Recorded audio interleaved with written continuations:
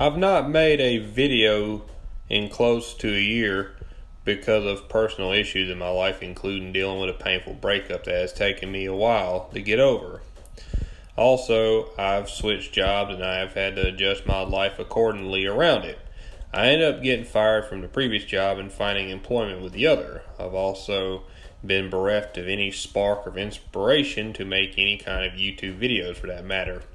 Since I've had time away, I've watched other YouTubers and noticed that there's a market for content involving heavily researched topics. In my master's program as a history major, that was my milieu. I like the idea of being someone looking at historical events and uncovering deeper truths about the human condition. I want to be a YouTuber that makes videos that are quality over quantity.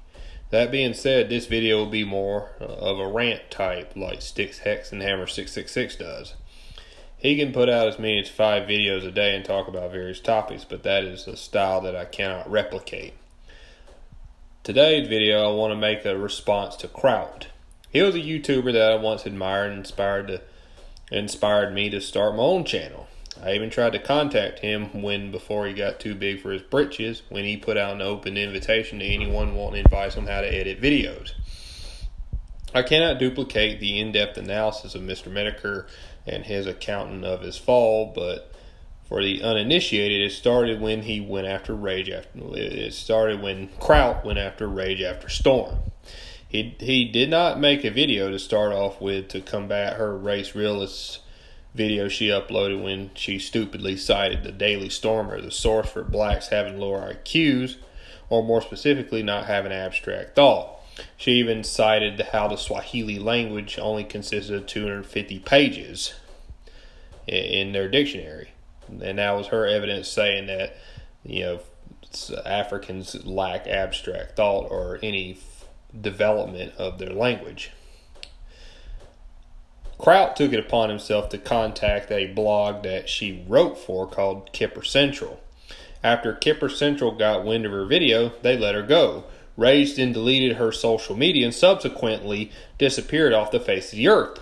People of all stripes asked why he did what he did and criticized him for it.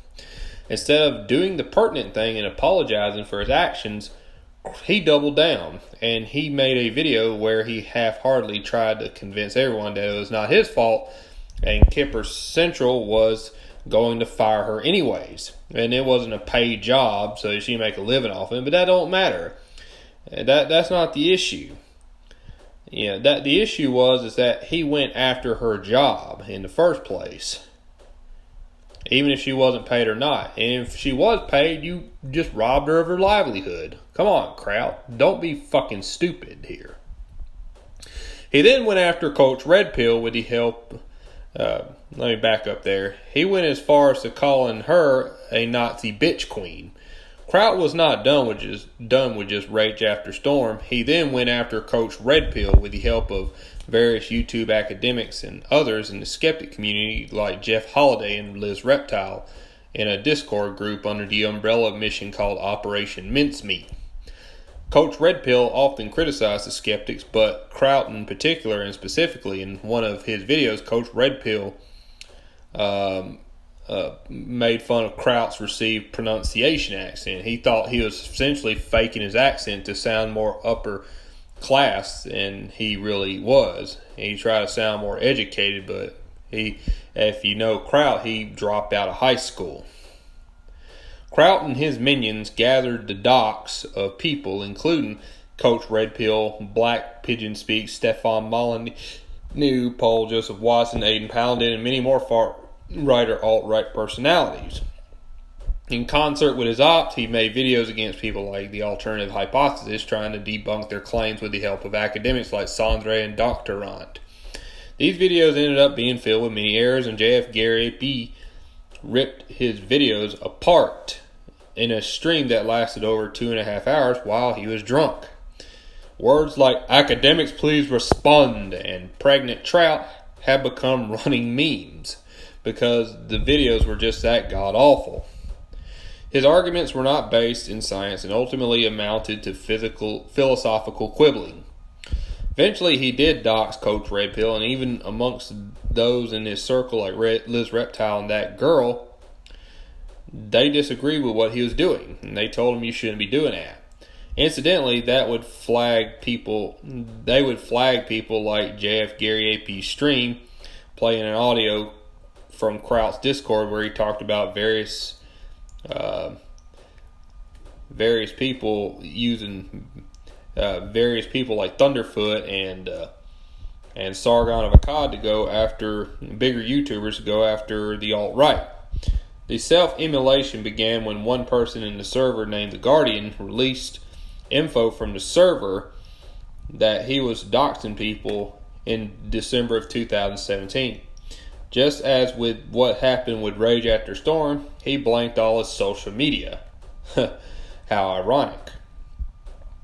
He even admitted wrongdoing on his Patreon page, saying that he had become the monster that he had always hated. In closing, Kraut used to rail against people like the social justice community that engaged in underhanded tactics like lying, doxing, false flagging videos, only for himself to do it due to the fact that his pettiness morphed into hubris against people he deemed his enemies and that must be destroyed at all costs. Kraut is the same guy who made a video criticizing the Wall Street Journal for wrongfully labeling PewDiePie as a Nazi. As a matter of fact, PewDiePie even promoted his video along with Sargon of Akkad. Ironically, in the server, he spoke to New York Times writer Amy Harmon, and the substance of that conversation was more likely as a means to go after the alt-right. Millennial Woes, a prominent alt-right personality, was forced to move because of the press releasing his docs. Unrelated to this, but nonetheless. I think Kraut was going to use the New York Times as a cudgel against the alt-right. The skeptic community was long declining because their only link was the fact that they are united in ire against the far left. Kraut merely was the individual that put the final nail in the coffin. He didn't exactly destroy the skeptic community. He just was the one that ultimately lit the final match and burned down the remaining pyre. For all intents and purposes, Kraut should leave the internet. He has lost all credibility as a content creator, as a YouTuber, for being such a hypocrite. And his hubris alone is what led to his downfall. Currently, he's making videos and they are all being downvoted into oblivion, and he's steadily hemorrhaging subs. His latest video, Black Pigeon Paranoia Pornographer, was easily debunked by Black Pigeon Speaks himself on his secondary channel.